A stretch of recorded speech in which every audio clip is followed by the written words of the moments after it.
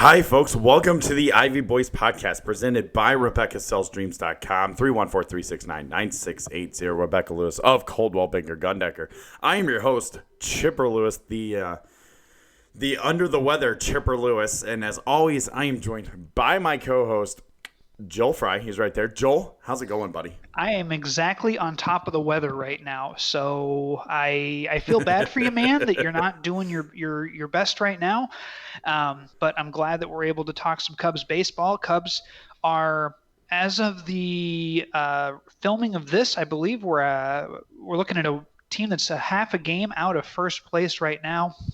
Rough road stretch, and we're going to talk about all of it tonight. So it's going to be interesting now that the Cubs are heading back home. After that, can they continue playing at the ridiculous clip they've played at home? They certainly were able to hold serve on the road and play just as badly as they have for quite some time. And we'll talk about that later, of course, in the show. But I'm doing pretty well, man, and looking forward to talking some Cubs baseball with you. Yes, absolutely. I'm very excited to talk about this week's show. So let's go ahead and dive right in. Let's get the negative stuff out of the way. Okay, so besides the Pittsburgh series, because I felt like obviously the last two games of the Pittsburgh series were really good. We talked about the Reds last episode, the 4-game series with the Reds. We both were extremely happy with the split. I was happy with the split. We talked about the Reds series last week, right? We did, Okay, yeah. I good. think we were talking. You split that series. Philly wins 2 out of 3, and you win 2 out of 3 against Pittsburgh. That's right. You go 5-5 on the road, and you're That's good. right. The Yes. Cubs almost did that, They were and close. they would have pulled it off for sure, if not for one giant collapse of an inning in that Game 3 of the Philadelphia series. It was horrible. So let's talk about that. Ready? It's starting the timer now. So the Philadelphia series, the Cubs got swept. They had a huge collapse. We all remember the Bryce Harper walk-off home run. Up 5-0, 5-1 going into the ninth. And it sucked because you didn't have Cishek, you didn't have Kinsler, and you didn't have Kimbrel. It sucked. And you had 2019 Pedro Strop, who has been underwhelming to say the least. Whether he's healthy or not, he has not been the same Pedro Strop this year, losing velocity on his fastball, and he is not reliable in big situations. Even small situations, he hasn't come through so far this season. So he isn't a guy that you can rely on like you could from 2014 through 2018. Correct. There were times last year before his injury, he was the only anchor in that bullpen that you felt great about outside of Steve Cishek. So to have him languishing in the bullpen out there, giving you almost nothing when he is in the game, it's very difficult for Joe to game plan. I don't fault him for having to use so many guys at the end of games. I think in the last 6 games he's used 6 different guys, or maybe in the last 3. In the ninth inning alone, when you don't have a reliable piece back there, and when you don't have a reliable 7th or 8th inning guy, it makes it really difficult for you to close out games. We saw that in Game 3 of the series against Philadelphia, and you had to have Derek Holland out there, who Bryce Harper was 0 for 2 against in his career, but that means absolutely nothing when you have Bryce Harper out there. I would have felt more comfortable who'd you have? You didn't have Kyle Ryan, you didn't have Rowan Wick at that point. It was an impossible situation. It was an impossible situation. My only concern, and I want to get to Derek Holland here in a second because I actually didn't mind his outing. You give up a game-winning grand slam. I know, I have a thing to say about that. But if you're Joe, would you have stuck with Darvish for one more inning, knowing your issues in the back of the bullpen? No, I wouldn't have. You had 7 strong. Get out of there. You have to trust who you have. Issues or not, giving up 5 runs in 2 clean innings is not on the starting pitcher or the manager's decision to take him after 7 innings. You have no choice but to trust that your bullpen should be able to not surrender a 5-run lead. You lose that game 7-5, and so many weird things happen. You have bad defense at second base. You have inexplicable walks. You have hard hit balls all over the place. It it was devastating in the moment, and I'm sure the players felt that as well. I'm glad they were able to rebound in the next series, but that was so deflating, and I don't think I put any real onus on Joe for not having Darvish pitched the eighth inning. Because let's say you pitch the eighth inning, let's say you have him pitch the eighth, or let's say he goes out in the eighth and walks the first guy, walks the second guy, whatever. Right. I mean, how much of a leash do you give him in the eighth? Do you just have him out there until he surrenders a base runner? And even then, you did give up 6 runs in the ninth inning. Right. You scored 5. Even without any runs being scored in the eighth, you lose that game. Would you have done it differently? Would you have brought Strop in the 8th inning, knowing his struggles, and then saved Ryan and Wick possibly for the ninth in that situation? I don't think that's a really tough one. That's a good question. Would I have done it differently? Might have brought Strop in first, but at the same time, I mean, if you're saving Ryan and Wick until the ninth inning, you're trusting that they can get 3 outs before surrendering 5 runs. I mean, I would. I would trust that 100% of the time. Yeah, but you also can trust that Pedro Strop is going to give up less than 5 runs before getting 3 outs. Can you though? You don't have someone in your bullpen ever when you are a first place ball club that you say, good Lord, I cannot pitch them with a 5-run lead with less than 5 outs to go. If you see someone in the bullpen who you think is going to give up more runs than outs recorded in any circumstance, you must DFA them. They cannot be taking up a roster spot. Because Joe has these guys with taking up roster spots, he's going to use them. He has to. He has no choice but to. So that's why Randy Rosario's in Iowa. Yes, essentially. It's also why Colin Ray is in Iowa, despite being a fairly solid pitcher down here. You've got a guy, Dylan Maples is going to be, it walks more people than he gets out sometimes. So it's tricky, man, because I can't fault Joe for assuming that Kyle Ryan, who has been great this year, is going to get 3 outs cleanly. That Rowan Wick in the ninth inning would be able to get 3 outs cleanly. Even if you give up even if you have a dirty inning, give up a couple of base runners, whatever, you're not going to give up 5 runs. That was a freak thing. It was historic. It doesn't happen very often. One of those games happens maybe a couple of times a year. You give up a 5-run lead in the 7th inning or later. It just was a really bad time for that to happen. Bryce Harper, look, good for him. He's a really good player. And by the way, my soul left my body when that ball got hit. I texted you immediately after it landed. Just said, "I'm dead." You said you were dead. It was funny. Yeah. And at the time, I was too, because it was so demoralizing. But then I started thinking about it a little bit more, and this is where my silver lining's coming in here with Derek Holland on this one. All right. Everybody wants to bash. Oh, why did we get Derek Holland? You told me Dave Kaplan, biggest.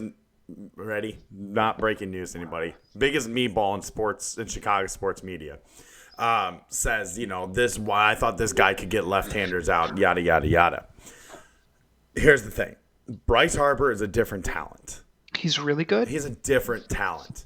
Holland threw him a fastball, and I even told Christy before I go, I would throw a fastball in on him as hard as you could, and if he can turn around on it, that's props to him. And that's exactly what he did. He was able to turn around on that fastball inside because it wasn't like it was middle in. It was in. Like it was on the corner. Yep. And he turned on that thing so fast that it just, you tip your hat to it. And I think that's kind of the reason why I wasn't horribly upset about it. He's also in the middle of an unbelievable power streak right now. He's up to 26 home runs this season, and when he came into the Cubs series, he had 21 or something. Like he's killing the ball right now. In the month of August so far, it is August 20th. Okay, it is the 20th of August. This month he has 8 home runs. He He has a 1022 OPS. He had 8 home runs in June and July combined, and now he has 8 home runs in the month of August. So he is finding his stride. By the way, he has no doubles in the month of August. He's only hitting home runs. That's all he's able to do right now. Homer, homer, homer. He has a lot of doubles on the season, just not in August. And the guy, he found his power stroke. Did he find it because of the Cubs? Maybe. But it's a sight to behold. There's a reason the guy makes $330 million over the life of his contract. Exactly. He gets on base, too. And, people want to bash the 260 batting average. He gets on base. Mm-hmm. He gets on base almost half the time he comes to the plate. He's a very productive baseball player. Yeah. I don't know about historically productive. He's one of the more productive with a ceiling that is possibly Hall of Fame. Yeah. That's his ceiling. Yeah, that definitely is. And it's, remember the arguments, Harper or Trout? And then you look to see what Trout's been doing this year, and it's just absolutely ridiculous. This is this is the Ivy Boys PSA. Pay attention to Mike Trout moment. Look, he might be the second best baseball player of all time. Yeah. Yeah, you're going to say Babe Ruth, naturally. Yeah, well, look, man, I don't care what era you're in, if the game is segregated or what. If you can hit 700 home runs, if you hit more home runs than other teams for years, right, and you win 90 games, including multiple shutouts in the World Series, I will concede that you are the greatest baseball player who ever lived. Hitting, pitching, all of it. I will agree he's the second best player to ever live. I will always say Willie Mays. Okay. Because he could steal also. Give me a second. I'm looking up to see how many games Willie Mays pitched for shutouts. You know what, though? But defensively, how many games did he save? Defensively. That's true. I wonder how much of that was actual like him greatness, or how much of that was Derek Jeter greatness, where Mays? And look, I'm not saying that Willie Mays is overrated. He's absolutely appropriately rated. He's one of the 5 best players who ever lived in my mind. However, I don't know. I mean, without watching every game and living through that era, I just don't know how great of a center fielder he was. Was Roberto Clemente a better right fielder than Willie Mays was a center fielder? I have no idea. I have a better frame of reference. I've actually seen more Roberto Clemente clips than Willie Mays. You see one Willie Mays clip in the outfield, and then the rest of it is anecdotal for how great of a player he was out in the field. So what would you – okay. All right, we went here. All right. So you said Derek Jeter level – greatness, which just a hypothesis, just thought. We both agree Derek Jeter's a little overrated. He was clutch. Derek Jeter was clutch, and that's all Derek Jeter was. He's a little overrated. In general, as a player. Okay. Derek Jeter was clutch, but he's overrated. Jim Edmonds' outfield and Willie Mays' bat. Would you consider that the greatest player to ever play then? Jim Edmonds' outfield. See, Jim Edmonds, you have the argument. Willie Mays' outfield and Ken Griffey Jr. outfield and Willie Mays' bat, best player to ever live. Okay. All right. I mean, we're still in disagreement on who was better, Ruth or Mays, of course. And we're going to take it to Twitter. That is going to be a Twitter question. Joel, do you want to go ahead and post that and tag the Ivy Boys in? You know what? I can do it. No problem. So if I had to rank my top 5, just since we're here, for 5 greatest baseball players who ever lived, okay? I would put Hank Aaron at 5. I'm putting Ted Williams at 4. I'm putting Willie Mays at 3. I'm putting Mike Trout at 2, and I'm putting Babe Ruth at 1. Wow. Okay. You put Mike Trout ahead of Willie Mays. I put him ahead of Willie Mays. Okay, I can okay. All right, we'll see what Twitter says here. My top 5 If just thinking here, just completely thinking. And if you want to comment while watching this, I know there's a couple of people watching right now. If you want to comment who you think the best player was, go ahead and comment on the comments below on the YouTube Ernie thing. Banks. Ernie Banks, Ron Santo, Ryan Sandberger, Fergie Jenkins, and Billy Williams. No. My friend, you forgot Gabby Hartnett. Oh, Gabby. Gabby's homer in the Gloman. Right? Yep. Yeah. Okay, so top 5. I'm going to start with number 1 because everybody knows it. I'm going to go Mays Ruth, Bonds, Hank Aaron, and Mickey Mantle. And Mickey Mantle slides in number 5 because he did it switch hitting. See, Mantle, that's a good choice. I get what you're saying And with on Mantle. absolutely no knees. He had no knees. I'm actually looking up here what Willie Mays' F-WAR was through the same age that Mike Trout is now. See what kind of Hall of Fame path the guy's on. By the way, we're talking about Mike Trout because he hit his 42nd home run last night. 42nd. Yeah, there's Career a lot. high. He has hit a lot. Did you know that's his career high? Well, season? a lot of people's career highs have been hit this year. Albert Almora has a career high in home runs. Now he's in AAA Iowa. That's an excellent point. Yeah, so, yeah, I like my list. Yeah, and I chose Bonds. You should. It's your list. I do not care about steroids. You still have to hit the ball. And Bonds was a Hall of Famer before the whole steroids stuff, too. I know that shouldn't matter. But you know what? It's part of baseball. It's an era of baseball. We just have to accept it and move on. Baseball has eras, and that was an era. It was a steroid era, and you can't just erase it from history. Nope, you're 100% right. I'm off my pedestal now. This is the Ivy Boys podcast presented by Rebecca Lewis of Coldwell Banker Gundecker, 314-369-9680, or RebeccaSellsDreams.com. We got a little off topic, and that's fine because that's what we do. So let's go ahead. Let's jump to the Pittsburgh series because the Cubs got walked off again in that first game, didn't they? And that was really annoying. Timer started.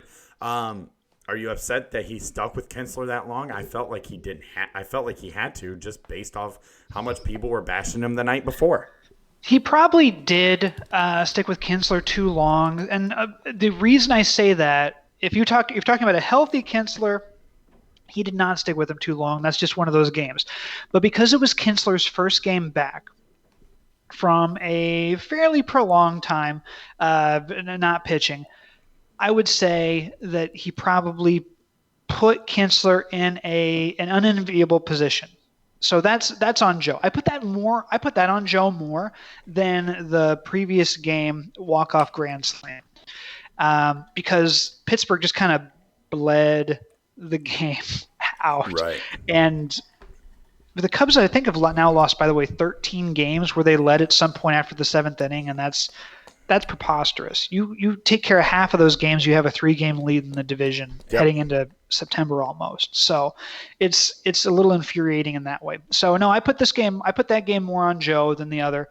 And it's only, as I will reiterate, it is only because Kinsler himself had just begun pitching again. And that's just a tough situation to put any guy in. It really is. I mean, look at Kimbrel. Kimbrel came in a 7-0 ball game in the 9th inning where he had a lot of room for error. Kinsler, zero room for error. Yeah.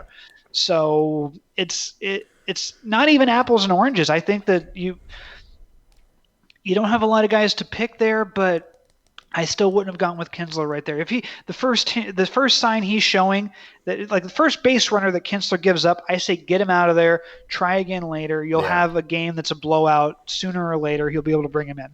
I agree. And that loss actually annoyed me more than the walk-off grand slam.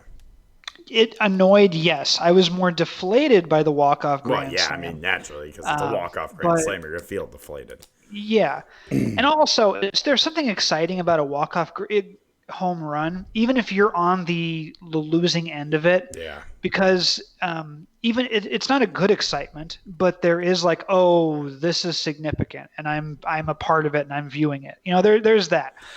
The other way to lose a walk-off. But hang on. There's also a way you're like, well, it's a walk-off home run. What are you going to do? The guy hit it exactly how he was supposed to hit it, and that's why it went over the fence. What are you going to do in that situation? Kind of thing going on, too. Sorry, go ahead. No, you're totally right. But with that one, there was just so much. There was a lot of energy around that home run there in the ballpark, and I don't dislike Bryce Harper, although I think he's a little too bro-y. That's just me, and I just was less. I was more bothered by the Pittsburgh walk-off for sure, because you could kind of see it coming from a mile away at the end there, and I hate being like that. Yep. Because that's what a lot of people on Twitter are like, where they go, "Oh, saw that coming." But with that one, you every game is different, but you kind of felt like it was going to have to end that way. I agree. I mean, and think about it. If they hold on right there, they sweep the Pirates. Yep. And the road trip's different. I mean, the Cubs win 5 games on that road trip. 5-5. Right? Yeah. Correct. Yeah. Which is what we were wanting. That's what this podcast wanted. We wanted was a 5-5 road trip, and that's right. They were one walk-off win away from doing that. And it's frustrating. I get it. You know, and it sucks that, you know, Kimbrel was on the DL. I mean, the IL. Cishek is coming back tonight. Williamsport. Let's talk Williamsport for time's up. Sure. How much did you love not only the stadium and all that, and the whole experience of the day, but do you feel like Major League Baseball actually got this right?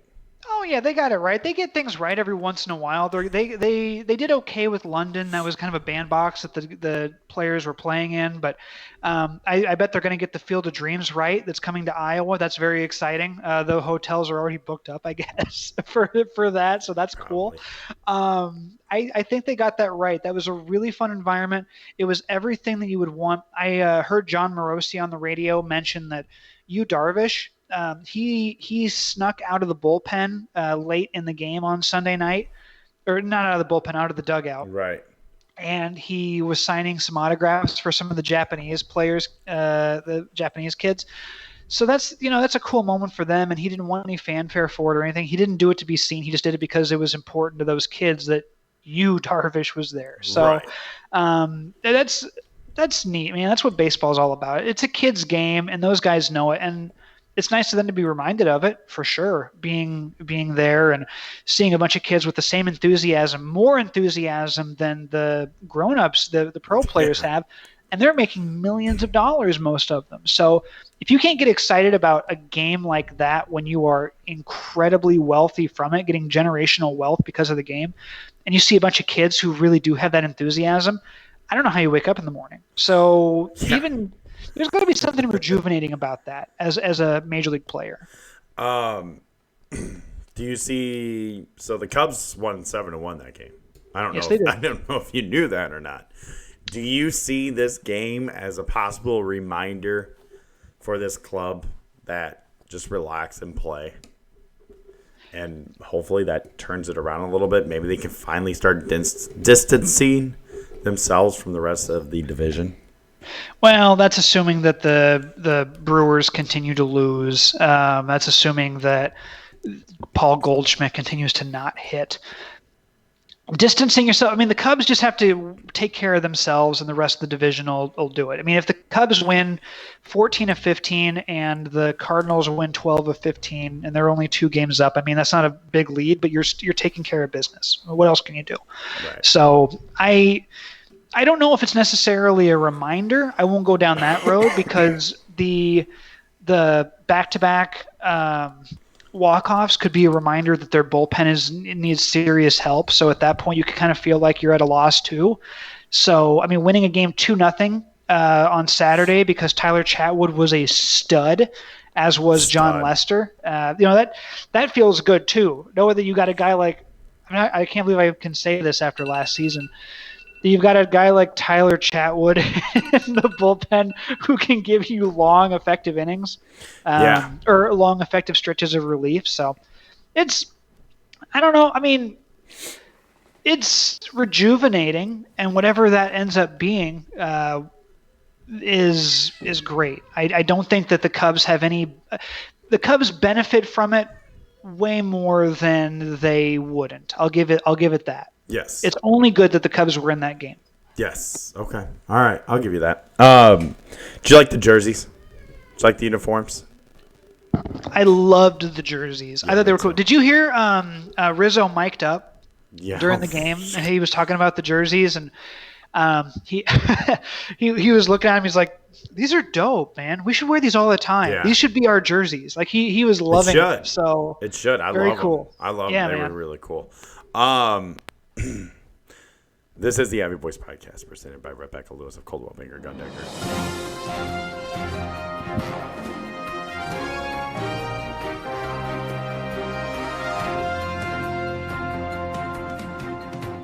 We have some breaking news That's here a on the. new thing. That's a new sound. That's a We new have breaking noise. news here on the Ivy Boys podcast. We have a projection. A projection. Okay. We have a projection. I don't know. Are you ready for this? I have to be. Chipper Lewis has a projection. Okay, let's hear it, Chipper. Let's hear you projecting. Chipper Lewis has projected that the Milwaukee Brewers are done and that this is a 2-team race. Okay, that is a bit strong, Chipper. I'm quite aware of that, but I'm calling it. I'm calling the race for the Brewers. You're calling them DOA on August 20th. Calling it. They're done. Okay. This is going to totally bite me in the I butt. wonder if one of our viewers is cold takes exposed. But if we have a guy who does cold takes exposed for the Ivy Boys, I'm going to be extremely happy about that. Okay, I'm gonna put it online. I went there. That is my bold breaking news projection.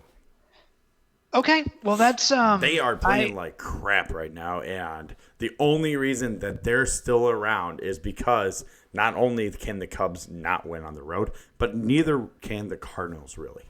Except for define done. it's a 2-team race in the division. Okay. Well, I would shake your hand if I was there because that is bold, my Bold. friend. It's going to bite me in the ass. I know it is. All right, watch them win the division by 6 games. don't say that. Don't curse me with that, Ricky Bobby. What are you doing? Yep, bold prediction, breaking news. So there's your breaking projection from Chipper Lewis at the Ivy Boys. Okay, well, let's see how that works out. Oh man, guys, I'm sorry for this. No, you're good, man. This is the Ivy Boys podcast presented by Rebecca Lewis of Coldwell Banker Gundecker, the MVP realtor of the St. Louis area. This is going to be such a good ad. Rebecca Lewis with Coldwell Banker Gundecker can answer all your questions related to selling your home fast. Her detailed marketing plan will outline her impressive online presence and a recommended professionals list that includes contractors, painters, home cleaning, and a home staging service that will keep your home at the top of any buyer's must-have list. Rebecca Lewis is a no-nonsense realtor. She is no nonsense. No nonsense. No nonsense. She just sold a house 2 weeks ago. She has others on the market right now. She has appointments with future clients to get their house on the market, to find them the future home. Rebecca Lewis is the realtor for you if you are moving to the St. Louis area from anywhere. Or if you're leaving the St. Louis area and you need a reliable, no-nonsense realtor wherever you're moving to, Rebecca Lewis will find it for you. That's Rebecca Lewis with Coldwell Banker Gundecker. Phone number is 314-369-9680. And her website is RebeccaSellsDreams.com. You can contact her there or, of course, her cell phone. Rebecca Lewis with Coldwell Banker Gundecker. Whew. That was really good, man. Thank you. I'm about done. My voice is about done. But we have one more subject, Joel. One more subject before I completely lose my voice. Okay. Cubs are starting a little home cooking tonight. We have a game coming up in about 15, 20 minutes against the San Francisco Giants. Series starts here. Realistically, how many games the Cubs win on this homestand? Go. I think the Cubs lose 2 games on the homestand. 41-19 is a hard thing to continue. But I do think they are superior than any of their opponents that they're playing on this home stand. So I will give the Cubs 2 losses, and who knows, one of them may very well be tonight, coming off an off day after you've been on the road for a while. I hope not. And you know what was consistent on the road trip, with the exception of like a game? The pitching. The pitching. And I believe if I check this, most, if not all, of the starting pitchers for the Cubs are much better at home than they are on the road. Which is I think that is ridiculous to think. indisputable. Which is ridiculous to think because they're all pitching at home this series. Yes, so that helps a lot. But I'll still give the Cubs 2 losses on this home series. Yep, homestand. Okay. All right, so there you go. So you think that they're better than the Washington Nationals right now? Yes. That's bold because the Nationals are extremely hot right now. Yeah, they're hot, but they're not as talented as the Cubs. Okay. On paper, you go top to bottom, this is a better baseball team. Yeah, than the but on Nationals. paper, we all know on paper the Cubs should be winning the division by 8 games. Yes, but that does mean the Cubs are a better team than the Nationals. Okay. Because the Nationals are, 4.5 back now of the Braves? How about a couple of these division races that have tightened up a little bit? Yeah, and this happens every year. It's not going to be a... You know what I like this year is it seems like more teams are going for it this season, and I appreciate that a lot. There are fewer teams tanking or fewer teams at the very beginning of a rebuild. I mean, who do you got? You got the Marlins. Most of the American League. Yeah, I'm not worried about the American League. There are 2 truly awesome teams in the American League, the Yankees and the Astros. And I think the Astros are going to come out of the American League. But in the NL, you've got one team that is clearly the best, the Dodgers. And you know what? In a short series, who knows what could happen? The Cubs have lit up Clayton Kershaw in the postseason before. They can do it again. And if you don't think Hyunjin Ryu is capable of getting his butt blasted as well, I got news for you. He absolutely is capable of getting lit up. Or what if the Dodgers face the Nationals in a short series? Because I wouldn't want to go up against that rotation. Do you really think you're going to win 2 games against Strasburg and Scherzer? Like, you're going to win both of those games? Don't forget Patrick Corbin also. Yeah. It's tough, man. That's the Nationals are a good team. Don't get me wrong. I'm not saying the Nationals aren't a good team. I'm just saying the Cubs they have 97, 98 win potential on paper, and yet they're going to win 85 to 88 games, which will be good enough to win the division, I think. Yes. It's just you're underperforming because all you need to know about why are the Cubs underperforming or why do they not have a bigger lead in the division, look at the roster for the Iowa Cubs. That tells you everything you need to know. How many guys on that roster are people who the Cubs thought they would be counting on for big production this time of year? Yeah, I mean, you have Almora, Bodie, Descalso, Zobrist. I mean, half the position players for the Iowa Cubs are phenomenal. Yeah, they're good. They're major league talent. Yes, they are. I mean, there's a reason why the Iowa Cubs are the best team in the league they play in. The Pacific Coast League, the PCL. Thank you. I could not think of that. I don't know why. No worry about it. It's probably the NyQuil. That's got to be it. The NyQuil. Your drink of choice tonight. It's my drink of choice tonight. But yeah, so yeah, I mean, you're right. You're right, and it's just, gosh, that Zobrist thing going down, that hurt because it turned Descalso into an everyday starter, and that doesn't work if Descalso. There's a reason Descalso was so hot in the beginning of the year because he wasn't an everyday starter. Zobrist was still around. It wasn't until he had to, put his big boy pants on and start playing games every day. That's when Descalso started not doing well. Mm-hmm. And it's just been a carousel at second base ever since.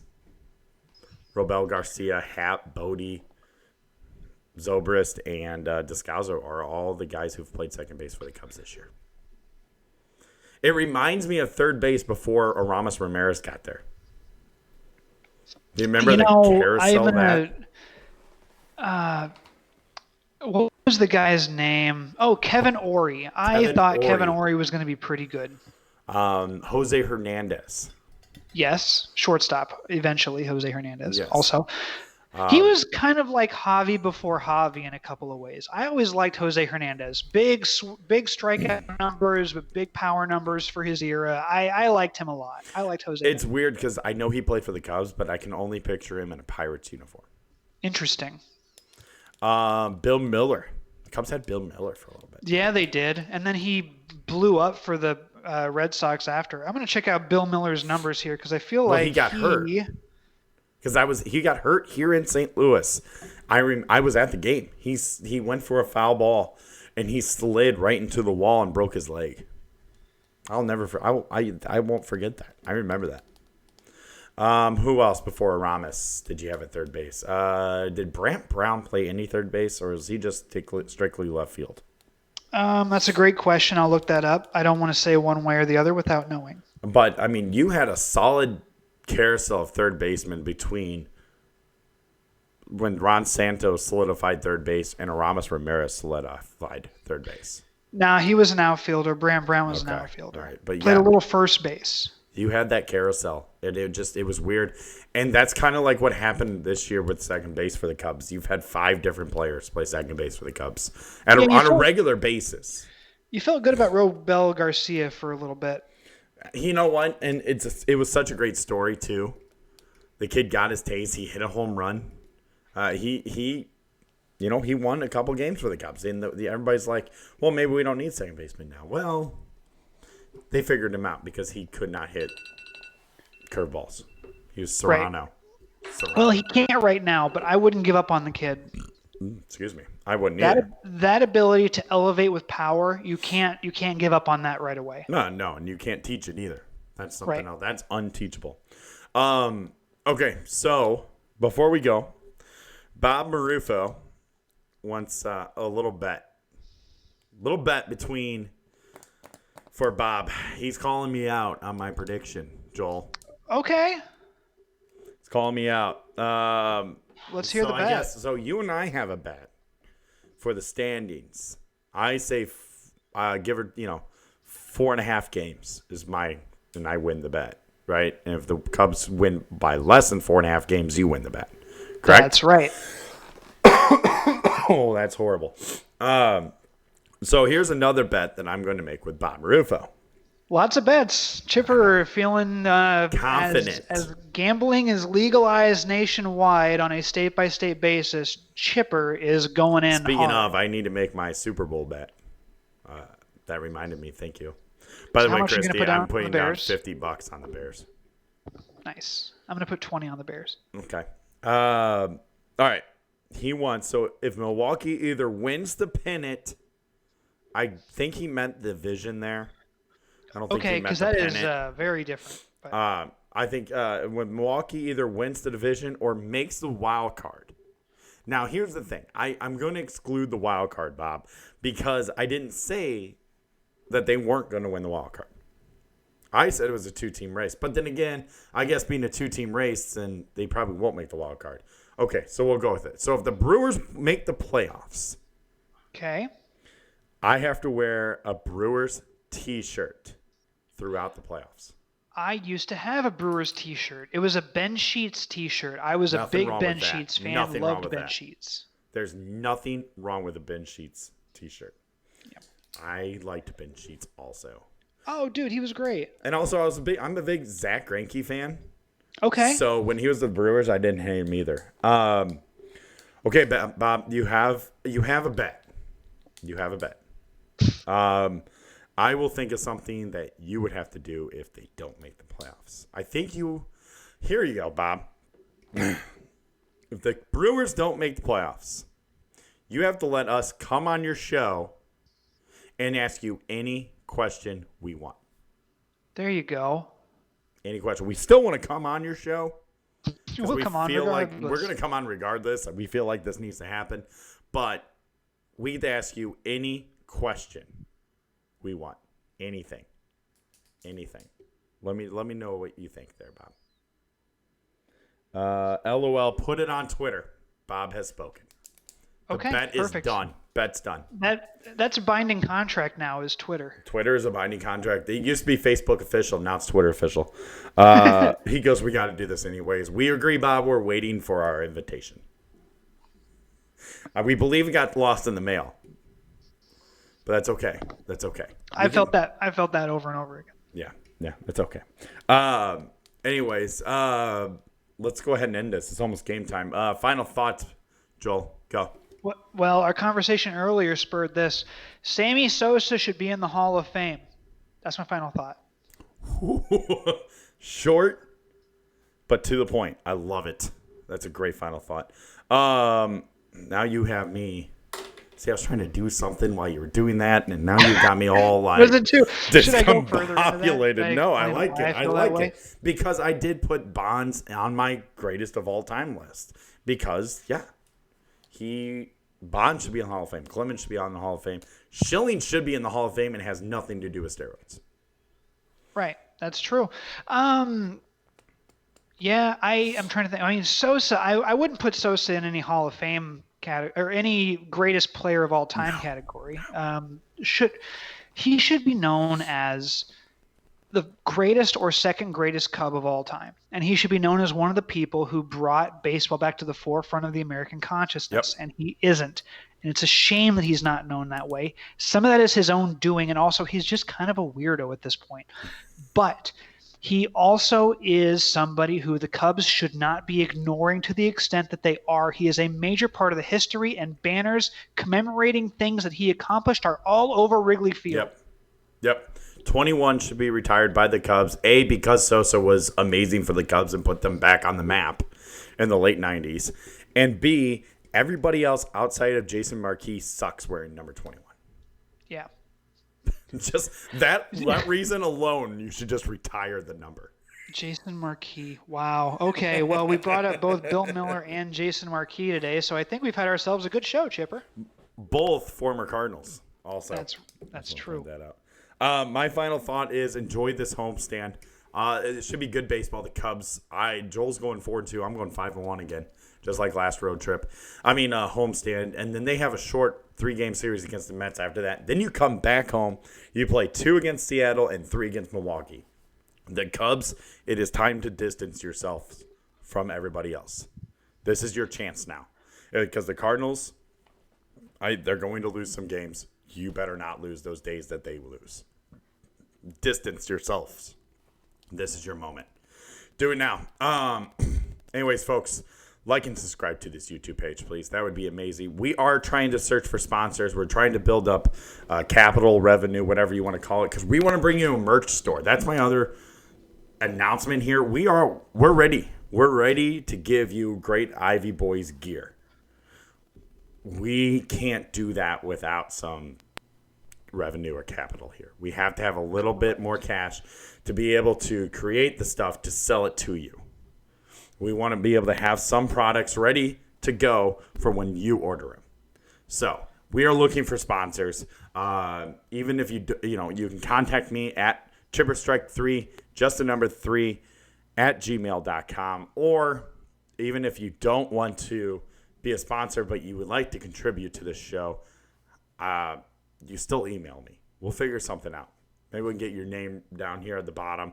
Little like one show sponsorship. Maybe we can figure something out there. Maybe $10 gets you a one show sponsorship. How about that, Joel? Does that sound good to you? $10? I think that's sounds fair. One show sponsorship, $10 here on the Ivy Boys YouTube page. I think that's fair. Contact me again at chipperstrike3, just the number 3 at gmail.com. That's it for us, folks. Follow us on Twitter at the Ivy Boys. Like us on Facebook, the Ivy Boys. Follow me on Twitter at chipperstrike3, just the number 3. Follow Joel on Twitter, even though he's taken a hiatus from Twitter for a little bit. He'll still, if you tweet him, he will still answer you. Yeah, so I just deleted the app from my phone. I still get on, on my desktop and stuff. Perfect. At Fry Sports Radio. That's his Twitter handle. So still tweet him. Like I said, like our Facebook page and all that. Like and subscribe to this YouTube page. Turn on your notifications so when live shows and stuff like that happen. Head over to the website, Bob redid the website a little bit. It looks amazing. Joel, have you checked it out? It looks awesome. I have. I'm very excited about it. You'll see Rebecca Lewis's sponsorship down there. If you see at the bottom page, you see a picture of her with her most recent sold house. So there's that. Check it out. You can get links here for the podcast, everything like that. Joel's blogs, my vlogs are on the website. If you like the way your website looks, head all the way down. Head over to Bob Marufo's. Click his name. You guys know the drill. It's Bob Marufo at bobdoeswork.com. bobdoeswork.com. If you want your website to look like ours, and you want great merchandise and logos like ours, contact Bob Marufo at bobdoeswork.com. Or like him on Facebook at Bob Does Work. He does amazing work. We aren't disappointed with anything Bob does. So definitely check that out. I got nothing else. That's it. I think that's it. Right, Joel? We got a game to watch, man. We got a game to watch, folks. That's it for us. No beer tonight. No beer chug. He's at work. I'm dying on my deathbed, apparently. So enjoy the game tonight, folks. That's what we got to say. And thanks for the support. We'll see you next episode. Go Cubs, go. Go Cubs, go.